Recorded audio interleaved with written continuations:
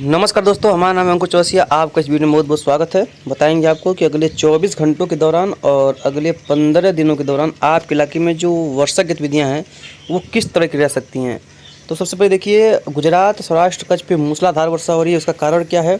ये देखिए, यहाँ पर एक बना हुआ सर्कुलेशन, जिसकी वजह से दक्षिणी पश्चिमी इलाकों में ज़्यादा वर्षा होती है और वो यहाँ पर देखने को मिल रही है। मूसलाधार वर्षा यहाँ पर देखने को मिल रही है। कभी कभी इनका दायरा यहाँ तक ज़्यादा होता है, यानी कि जहाँ सिस्टम होते हैं उनके पूर्व में कुछ नहीं होता है, उनके पश्चिम में जो होता है वो होता है। तो इस तरह की गतिविधियाँ यहाँ पर देखने को मिल रही हैं। और ट्रफ देख पा रहे हल्का सा उत्तरवर्ती हुई है। कौन सा? पूर्वी सिरा।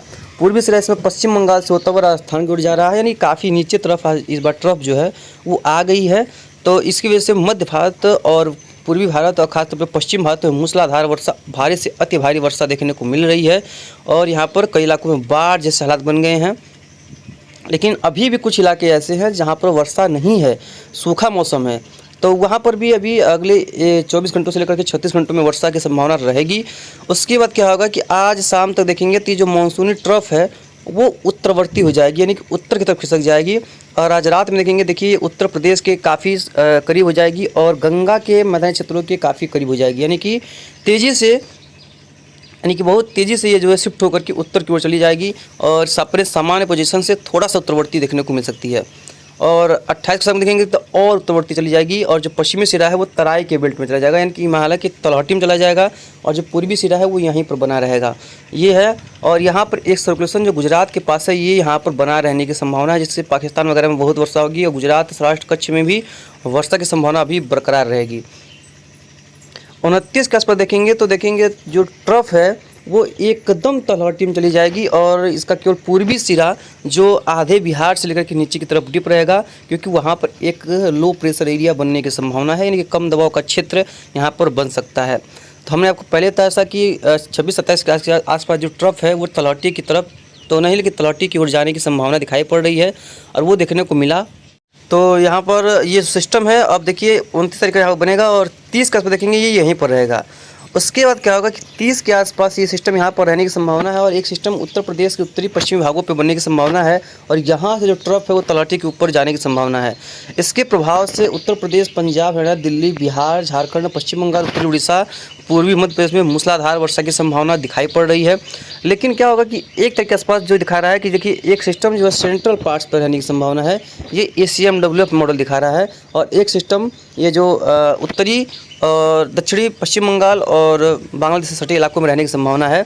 उसके बाद क्या होगा, जो सिस्टम है ये थोड़ा सा पश्चिम दिशा में आगे बढ़ेगा, ट्रफ थोड़ी सी नीचे आएगी और दिखा रहा है 3 तारीख के आसपास जो सिस्टम है वो पूर्वी मध्य प्रदेश के ऊपर होगा और यहाँ से जो ट्रफ होगी वो सीधे सीधे पश्चिमी राजस्थान की ओर गुजरेगी। इस तरह से यहाँ पर नज़र आ रहा है।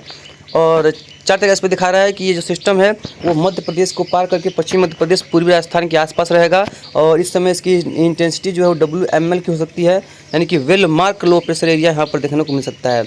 5 के आसपास फिर सिस्टम खत्म हो जाएगा, फिर ट्रफ जो है उत्तर की ओर शिफ्ट हो जाएगी। और 7 तारीख के आसपास देखेंगे फिर एक नया सिस्टम आएगा जो सेंट्रल पार्ट्स पर रहेगा। और 8 तारीख के आसपास देखेंगे फिर से ये जो सिस्टम ये थोड़ा सा उत्तरवर्ती होकर के फिर राजस्थान की ओर जाएगा। राजस्थान और मध्य प्रदेश में भारी से अति भारी वर्षा के लिए तैयार रहिए। अभी आपके यहाँ पर वर्षा की स्थितियाँ समाप्त नहीं हुई हैं, लेकिन आपको बता दें कि ये ECMWF के मॉडल का संकेत है। हालांकि इसका भी संकेत जो इसके मॉडल्स का जो अपडेट होता है वो काफ़ी सटीक जाता है, लेकिन ये जो GFS है वो देखते हैं, एनालाइज करते हैं कि वो क्या कह रहा है इस समय। चलिए अब बात करते हैं GFS की, कि GFS किस तरह की अपनी गतिविधियों को यहाँ पर दर्शा रहा है। और अभी तो देखेंगे लगभग ये 27 तारीख का अभी जो हम देखे हैं, तो देखिए जो पूर्वी क्षेत्रों में ट्रफ ऊपर और एक नीचे क्षेत्रों में ट्रफ जो है वो काफ़ी नीचे की तरफ खिसकी हुई है। आपको नज़र आ रहा होगा यहाँ पर खिसकी हुई है, जिसकी वजह से यहाँ पर वर्षा चल रही है। कल तक देखेंगे, देखिए ट्रफ कल तक दिखा रहा है कि काफ़ी ऊपर आ जाएगा और सर्कुलेशन जो है वो यहाँ पर पाकिस्तान के क्षेत्रों के आसपास रहने की संभावना है। तो यहाँ पर कई इलाकों में वर्षा होगी और ट्रफ कल की वजह से कल के बाद से वर्षा गतिविधियाँ पूरे उत्तर के गंगा के क्षेत्रों में बढ़ने की संभावना है, जहाँ पर बारिश के बहुत इलाकों में नामो निशान तक नहीं है। खासतौर पर बिहार भी जो उत्तरी क्षेत्र है वो बिल्कुल सूखे हैं। जून का महीना लगभग एंड होने के कगार पर है। चलेंगे 29 का दिखाई दे रहा है कि ये ट्रफ एकदम तलहटी में चली जाएगी और 30 का देखेंगे तो एकदम तलहटी में रहेगी और सर्कुलेशन एक बनने की संभावना है, वो नज़र आ रहा है। और एक लो प्रेशर एरिया उस समय बंगाल की खाड़ी में बनने की संभावना है, जो कि दोनों सिस्टम्स का संकेत साफ मिल रहा है कि यहाँ पर एक बंगाल की खाड़ी में सिस्टम उभर सकता है। लो प्रेशर एरिया हो सकता है, WML यानी कि well mark low pressure area हो सकता है। हालांकि इसके डिप्रेशन बनने की संभावना फिलहाल नहीं है और इससे स्ट्रॉन्ग भी इसकी जाने की संभावना फिलहाल दिखाई नहीं पड़ रही है। उसके बाद देखेंगे 3 तरीके से दिखा रहा है कि सिस्टम यहीं पर रहेगा, 3 तारीख तक यहाँ पर सिस्टम ये हिलेगा नहीं। और दिखा रहा है 4 तरीके से देखेंगे तो ये दिखा रहा है कि झारखंड होते हुए ये उत्तर प्रदेश और मध्य प्रदेश के बॉर्डर को क्रॉस करेगा 5 तरीके से। उसके बाद देखिए कि ये उत्तर प्रदेश की ओर चला जाएगा। तो अभी GFS और जो ECMWF हैं वो बिल्कुल अपने विपरीत में चल रहे हैं, बिल्कुल उल्टे रास्ते पे, यानी कि कहीं कोई और है, कोई कहीं और है। उसके बाद देखेंगे दिखा रहा है कि 8 तरीके के आसपास एक और नया सिस्टम बनेगा और ये भी जो है मध्य प्रदेश होते हुए ये भी उत्तर प्रदेश की तरफ चला जाएगा।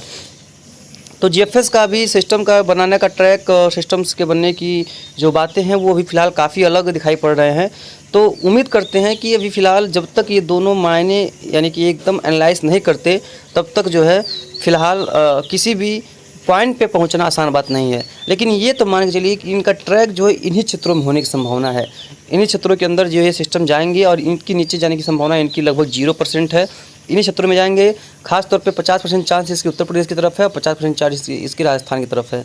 गुजरात की तरफ अभी भी फ़िलहाल इस सिस्टम के चांस बिल्कुल नहीं है, कोई भी चांस नहीं है कि गुजरात की तरफ ये सिस्टम जाएगा अभी।